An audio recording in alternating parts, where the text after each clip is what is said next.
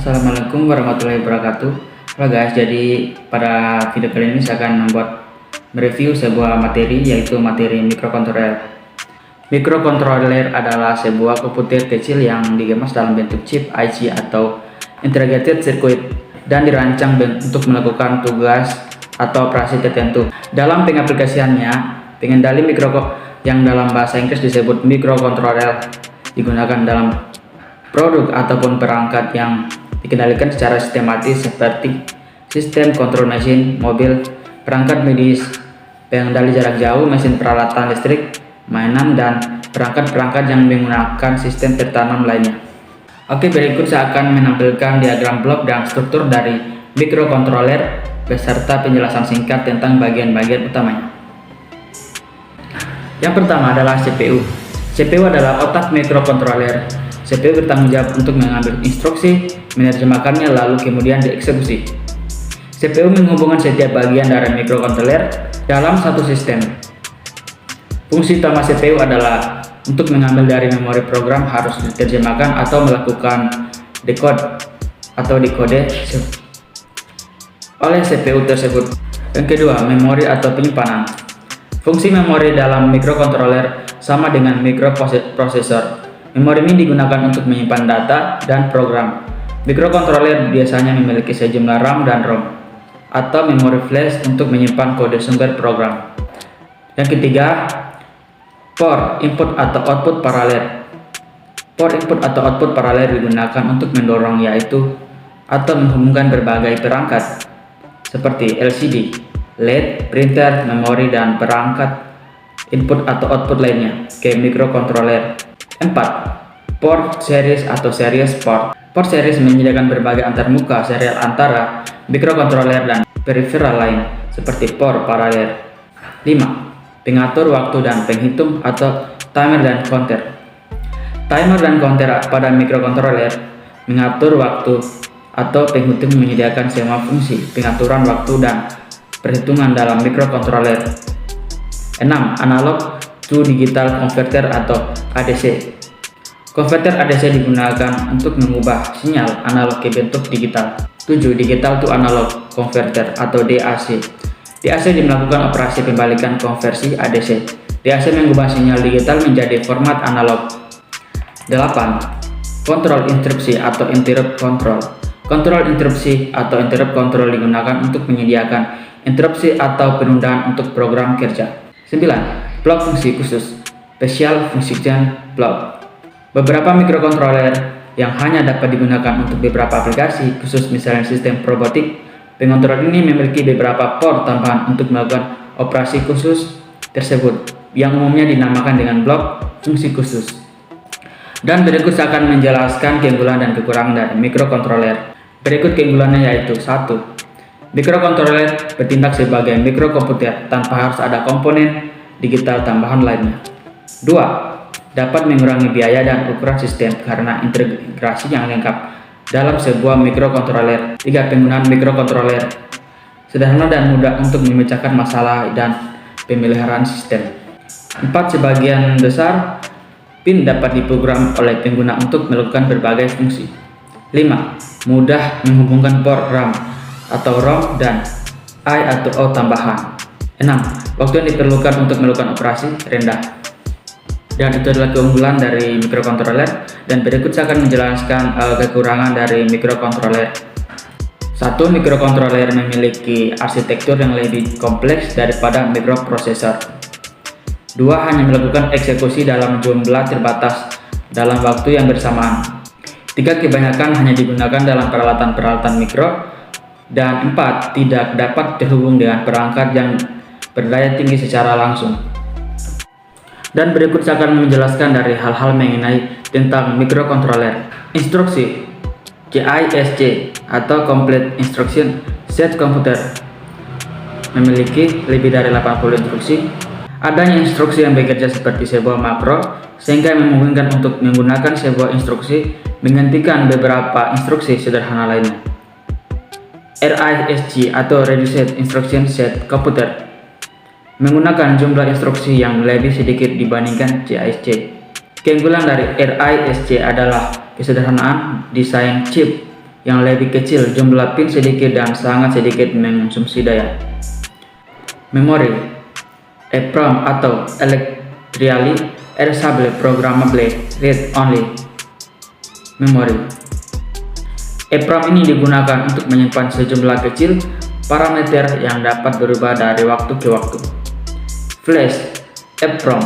Flash ini bekerja lebih cepat dan dapat dihapus atau tulis lebih sering dibandingkan EEPROM.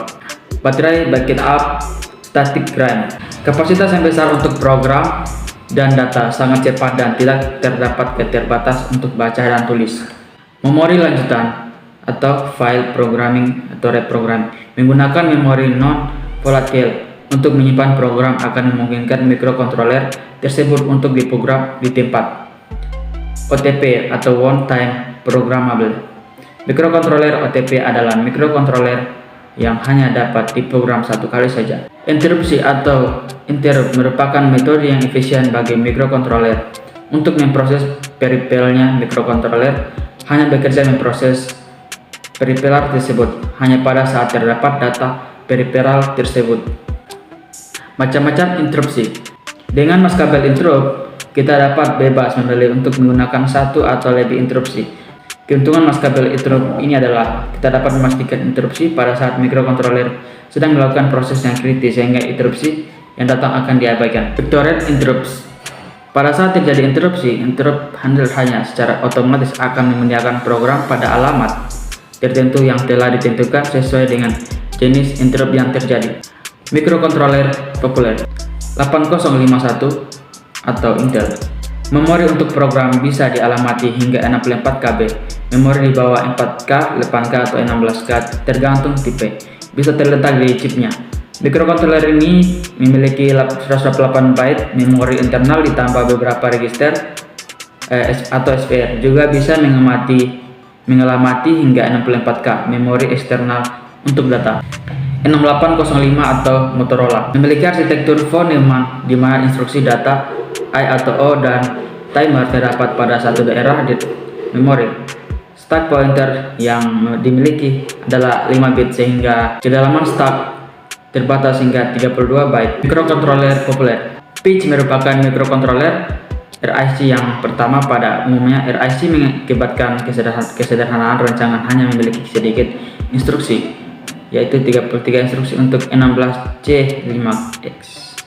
Z8 atau Zilog memiliki arsitektur unik, merupakan arsitektur gabungan dengan 3 daerah memori, yaitu program memori, data memori, dan CPU register file. Mikrokontroler ini memiliki UART, timer, DMA, I atau O hingga 40 buah pada chipnya. Versi lainnya memiliki SCNC atau ASCNC serial channel. Bahasa pemrograman bagi mikrokontroler, bahasa mesin dan assembler. Bahasa mesin adalah salah satunya bahasa yang dimengerti oleh mikrokontroler. Bahasa ini tidak mudah untuk dimengerti oleh manusia. Bahasa assembly adalah suatu bentuk bahasa mesin yang bisa dimengerti oleh manusia.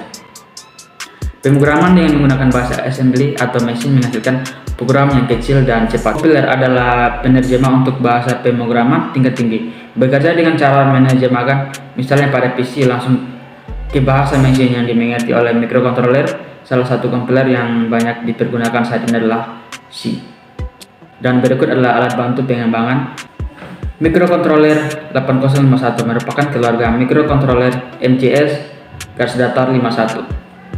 Mikrokontroler keluarga 8051. Fasilitas yang terdapat dalam chip mikrokontroler 8051 diantaranya adalah 2 timer atau counter XTL1 dan XTL2, 4 port paralel input atau output dari port 0, port 1, port 2, dan port 3.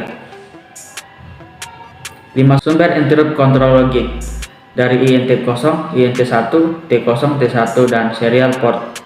Mikrokontroler keluarga 8051. Register utama akumulator. Akumulator sebagaimana namanya digunakan sebagai register umum untuk mengakumulasikan hasil dari instruksi-instruksi. Register R dan B. Register R adalah register ini digunakan sebagai register pembantu penyimpanan data dalam banyak operasi.